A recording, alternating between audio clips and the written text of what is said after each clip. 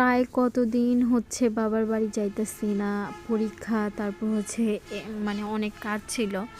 তো যেহেতু এই শুক্রবার পরীক্ষা ছিল না, তার জন্য আমি কি করলাম, রেডি টেডি হয়ে তারপর তুহিনকে বলতেছিলাম যে একটু বাবার বাসায় যাব। সে আবার মানে না আর করে নাই।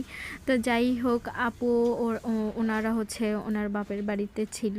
তো ওদিক দিয়ে আমি আবার যেহেতু আসতেছিলাম, তো আপুরে বলছি যে তুমি রেডি হইয়া থাইকো আর আমি একসাথেই হচ্ছে চলে আসব। তো বাসিদ, তাওসিফ আর আপু আমি হচ্ছে মানে এদিক দিয়ে আসতেছি। যেহেতু এই রোড দিয়ে আসছি, তার জন্য হচ্ছে ওদেরকে নিয়ে আসা। এই তো তাওসিফ আমার কোলে এসে প্রথমে চিন্তা ছিল না যে এটা কে কি, বারবার ওর আম্মুর দিকে তাকাচ্ছিল আর আমি ওকে হাসানোর চেষ্টা করতেছিলাম। এই তো বাসায় এসেই হচ্ছে এত আনন্দ লাগতেছিল, অনেক দিন পর আসছে তো তার জন্য এরকম। আর এই তো আম্মু হচ্ছে কাজ করতেছিল, ওরা আবার নামাজ পড়ে আসছে, এসেই হচ্ছে ফুপ্পি ফুপ্পি করে করতেছিল। আর এদিক দিয়ে শান্তাপু হচ্ছে পোকা বের করতেছিল। এগুলা হচ্ছে মুরগির খাবার, নামটা কি যেন ভুলে গেছি। এগুলা মানে ইয়ার থেকে মানে এগুলা কালো হয়।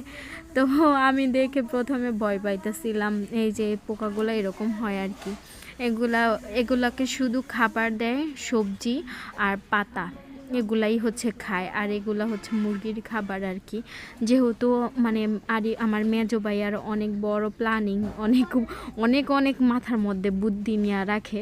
তো তো আর এজন্য আম্মুকে অনেকগুলা মুরগি উঠাই দিছে, আম্মু এগুলাকে দেখাশোনা করে আর পালে।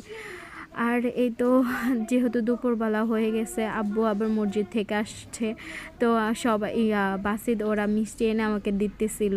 তো তাওসিফকে আব্বু আবার দিয়েছে, তো ও আবার নিয়ে খাইতেছিল। খেতে তো পারে না, এমনি চড়তেছিল। তো এই তো খাবার খাইতেছিলাম।